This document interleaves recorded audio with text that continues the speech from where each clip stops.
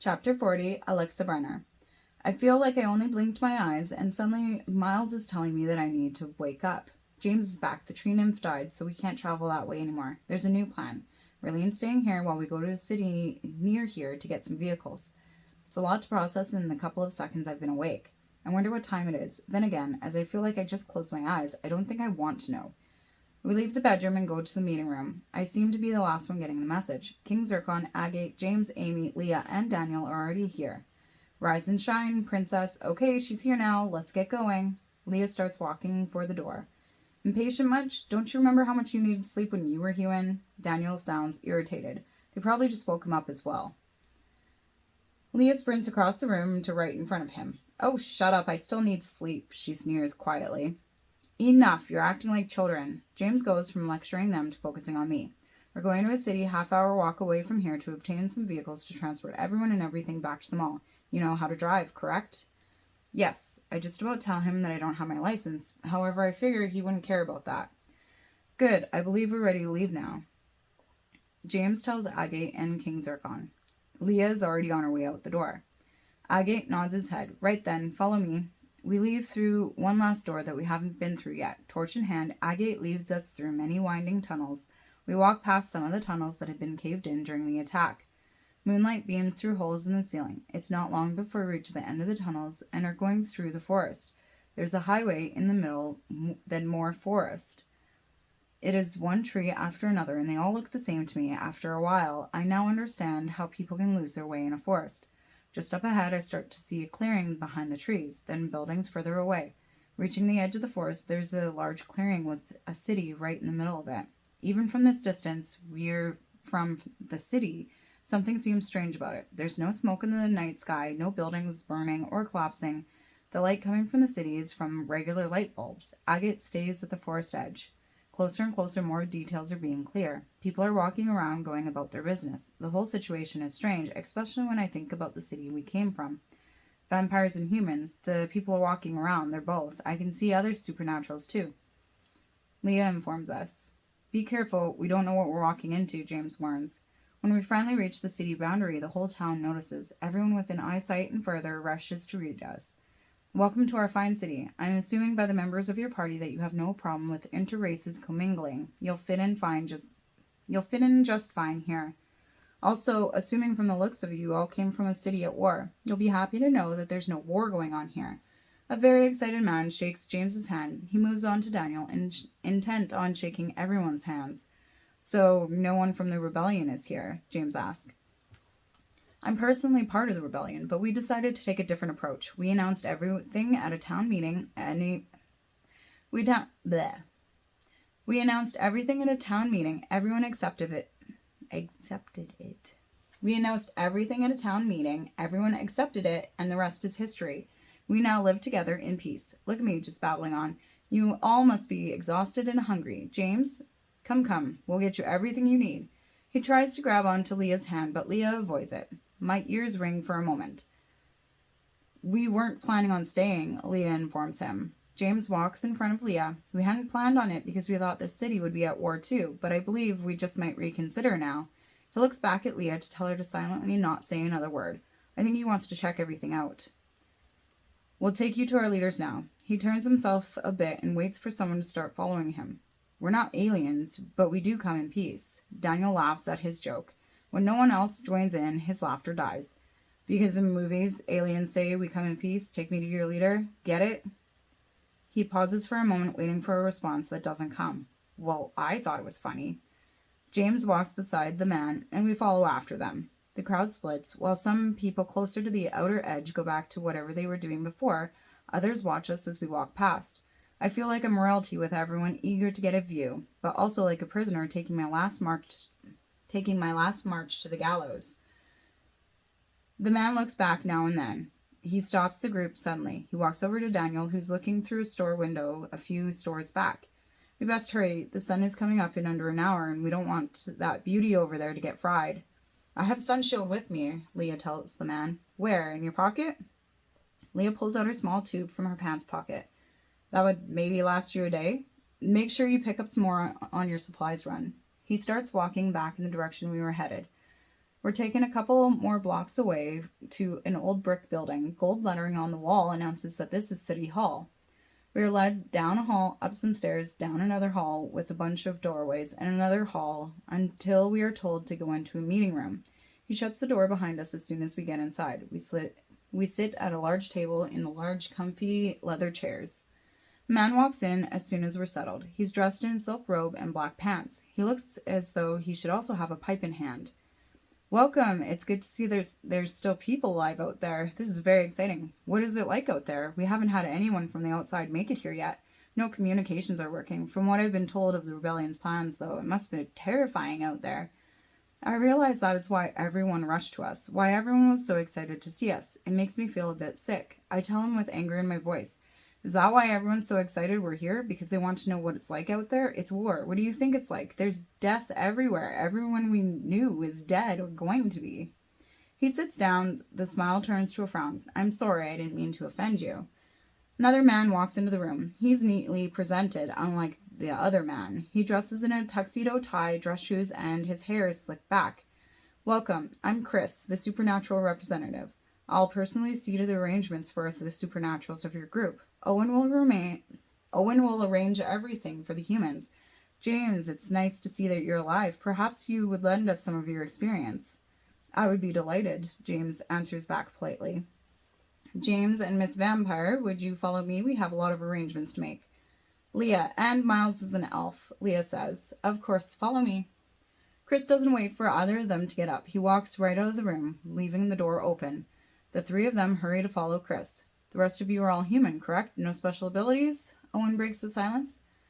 Now, all that's left is Amy, Daniel, and myself. We shake our heads. All right, let's get down to business then.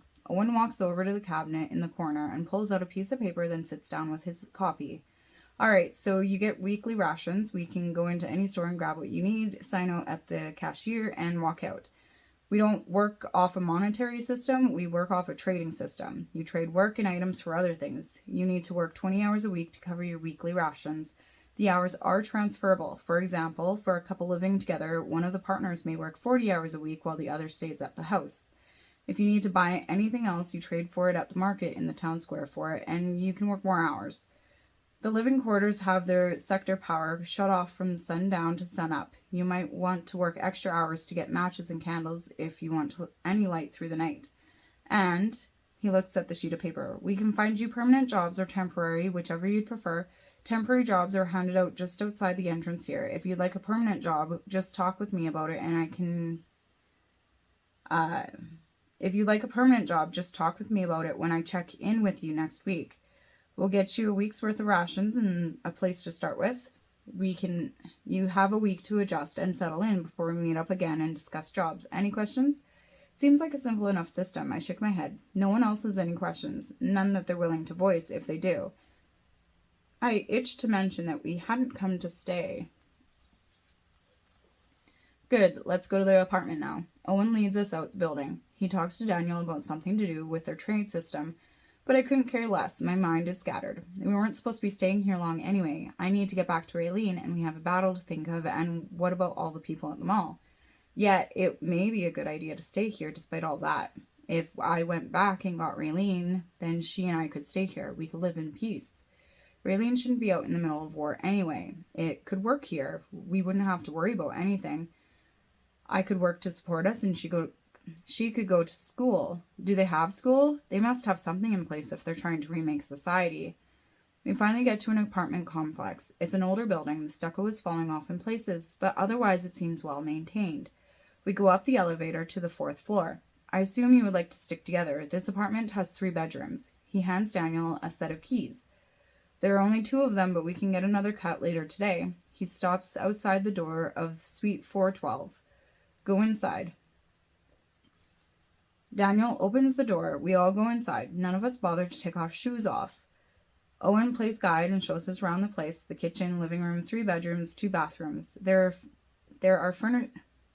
are furnished completely with squares of lightened paint on the walls, where pictures had once been. Drawings made by a child are still on the fridge. 1 bedroom is furnished with a bunk bed and dinosaurs, and there's still toys on the ground. Another bedroom has a single bed with Another bedroom has a single bed with a pink princess theme. Then the master bedroom has a queen-size bed and 2 dressers. The closet is open and still has clothes in it. When we were done the tour, Amy is finally the first one to say something about the obvious. Are you sure you grabbed the right keys? It looks like people already live here. People leave here for different reasons, and when they do, they leave what they can't carry. We have a team that comes in afterwards, take out like personal items, like pictures of the person and perishable food items, leave the rest for anyone looking for alternative housing. Let's move on. The sun is rising and we can get to the stores before the morning rush comes in. We leave the apartment building immediately. Only a block away, we go into the store. We each take baskets and are taken down each aisle until our baskets are full and we have all the items Owen suggests. We go to the cashier, who goes through our baskets and puts the items in a burlap bag for each of us. We sign a paper with our names. Retracing our steps back to the apartment to pack all of our items ends with us placing food in the refrigerator and leaving again. This time we're taking on a tour of the city. People are out and about. They look happy enough. Everyone looks like they're on their way to the work or the market. The market is full of tables and tents. People are trying to trade off items in the street. There are many handcrafted items, baked goods, tools, jewelry, and furniture. There are some other things like litter of kittens to trade and some solar panels. People are getting in discussions about what is worth a trade or not. As we go past them, I hear one man rejecting the offer of a trade of a wool blanket for a small metal wagon. We go to the park next, then a high school that has been turned into a trade school. If we want to learn something, we apply and log work hours at the school instead. Owen takes us over the main parts of the city. We are explained the ins and outs of how things work around here. My feet are sore by the time we end up at the jailhouse. This is the first building on the tour that we don't go inside. Owen seems to want to stay clear of the building. He just waves it off. The officers are very busy people and we wouldn't want to disturb them. Anyway, there's nothing interesting in there that you'd want to see. Let's go eat something at the community kitchen. We're very close to it. I'm sure you're hungry. A block away is an old fast food restaurant. They don't have much on their old menu anymore. Things have started running out a few days ago. Without shipments coming in, of course, we knew this was going to happen. They don't have a menu anymore. It's more like they just list ingredients that they have that day and you let them know what you want. Don't get anything too complicated though, because they might not know how to make it. He steps up to the counter. I'll have a sandwich, please. Anything will do. I look at the ingredient list. Bread, rabbit, potatoes, water, juice, butter, mousse, lettuce, cherries, various other items have been crossed off the list already today.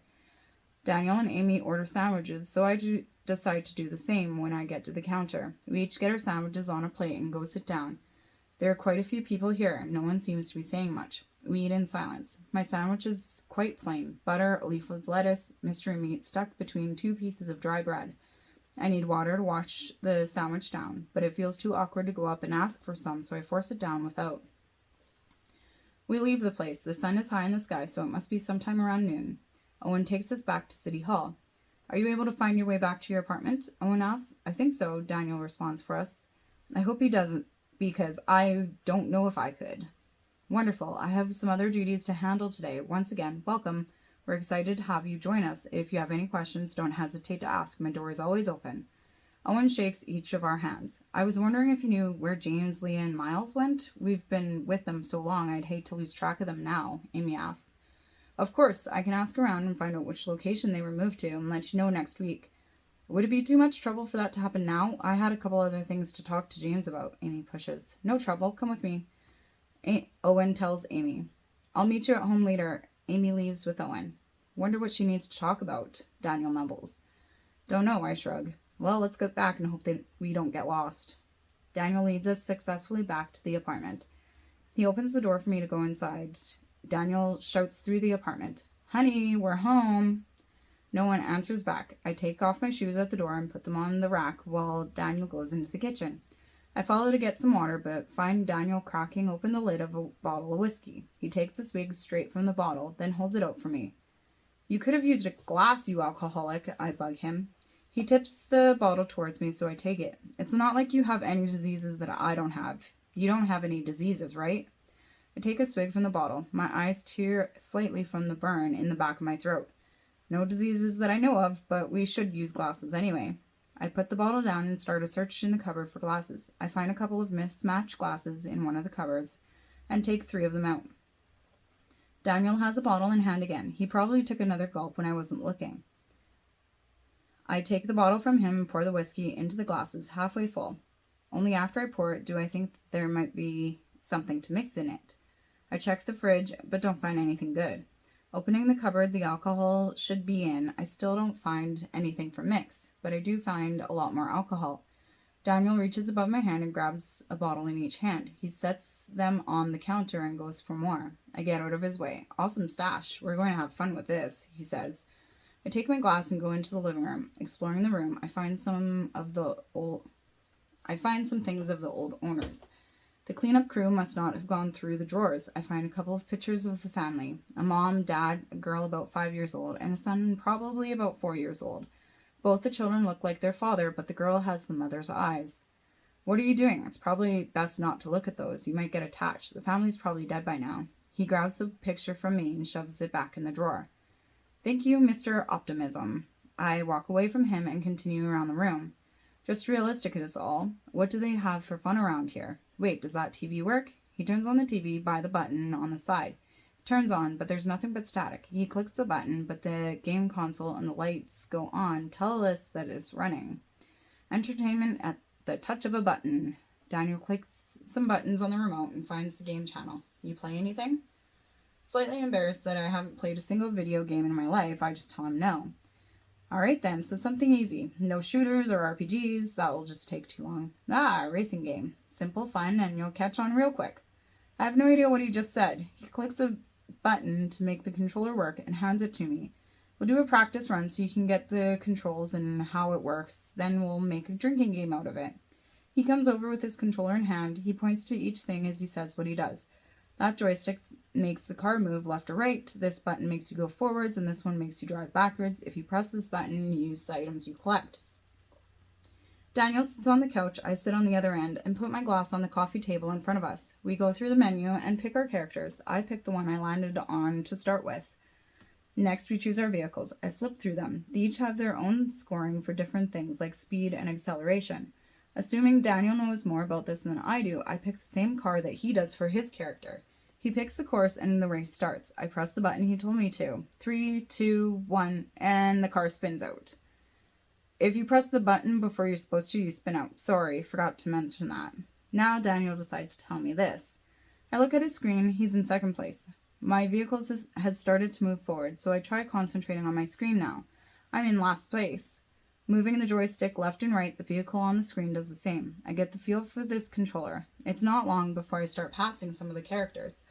I don't use any of the items for the first 2 races. Daniel slides into first place, and I am catching up. At the start of round 3, I am in 4th place. I release the red turtle shell I had collected. Now in 3rd place, around the next corner, I should be able to pass into 2nd place. Over the edge I go. The screen blackens and I'm back on the road. Now in 8th place, I have to try to catch up again. I only passed 2 more people by the time I passed the finish line. You're catching on. Let's play for shots now. 1 shot for each lap you lose and 1 shot if you win the whole race. Daniel gets up quickly and goes into the kitchen. Sounds fair enough, I say. Daniel comes back with 6 bottles of different kinds of alcohol, so that we don't have to go in the kitchen each time, he explains. You ready to lose? Oh, I'm not going to lose. I fully intend on winning the next race. Getting ready, I hover my finger over the button to make the car move. Daniel fake laughs. We'll see about that. The next race starts. I hit the button at the right time this time.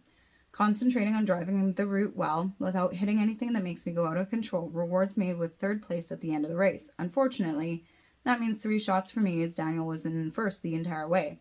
1 shot of whiskey, 1 of vodka, and 1 shot of raspberry sourpuss later, and I'm ready for the next race. The next 2 races are much the same things, with me closing the gap, and I end up with 3 shots while he only gets 1. The gap between us on the couch gets smaller and smaller as races go on. We start the 6th race. Right off the start, I battle Daniel for first. We trade a couple times in first and second rounds. He's at 1 shot and I'm at 1 shot. In the 3rd round, he gets hit by a blue turtle shell and falls off the edge of the road from the impact. We end the race with me in first and him in 7th. I stand up, reaching my hands over my head. Victory, finally, after so many games lost and so many shots. Haha, I win! My head spins from getting up too fast, and the alcohol probably didn't help either. Flopping back to the couch, I try to stabilize the world. Daniel is right there, handing me my glass. Drink up, winner. I hold my breath and down the 2 shots in one set of gulps. That was nothing but luck. Think you could manage to beat me again? Of course. I'm confident that I can beat him again. He says, prove it. Set up another race and I will. He scrolls through a couple of screens and the next race starts up. Another race down and I won all the rounds this time. I choose Sourpuss this time. Washroom break. I say half on my way to the bathroom already. I go to the washroom and wash my hands in the sink. My cheeks are red already. My body sways when I try to stand straight. My head is fuzzy. I'm sure I'm forgetting something, but right now I don't care. I'm warm. This shirt is too hot. I walk to the master bedroom. The women must have had something that I could wear. I go into the drawers of the one dresser, and it's filled with men's clothes. The other one has the women's clothes in it. I find a plain tank top with embroidery on the front low-cut collar. I put the shirt on. It's a bit loose. In another drawer, I find some sleeping shorts. I put that on the bed in favor of a ponytail I find on top of the dresser. I pull my hair into a ponytail. I take my pants off and put the shorts on. Turning around, I jump. My heart races as I find Daniel standing in the doorway. How long were you standing there? For some reason, I can't be mad at him, though I know I should be. Oh well. Not long enough. I was worried. You were taking a long time. Now I definitely can't be mad at him, but I don't have to show him that. I push past him. Yeah, right. Did you make my shot? I get back to the couch and sit down. The liquid in my cup looks more like it should be 3. Daniel sits right next to me while I gulp the liquid down. I pick up my controller. More shots and more races. More shots and more races. My head spins. The light outside gets darker. I get up and go to the bathroom. My head is spinning. And my stomach doesn't like it. I kneel over the toilet. My stomach doesn't like the movement. Everything in my stomach comes up and out. Once my stomach is empty, I feel a lot better. Flushing the toilet gets rid of the evidence. There's a cup on the counter. I rinse my mouth out with water and get the gross taste out of my mouth. I head back to the games and Daniel like nothing happened. I'm enjoying myself and throwing up will not ruin it. It only leaves more room to drink. Daniel hands me another shot when I sit down. I gulp it down. Another race, more shots. Race, then shots. The score of races have gone down, and Daniel and I are lucky if we get in the top 5. We suck. My mouth doesn't work as it should, and the S sounds slurred. Yeah, how about we battle now? The power turns off. I look outside. Half the city has gone black. The sun has set. Or not. Daniel's lips find mine. A feeling grows in me that I have missed since the last time Darius had kissed me.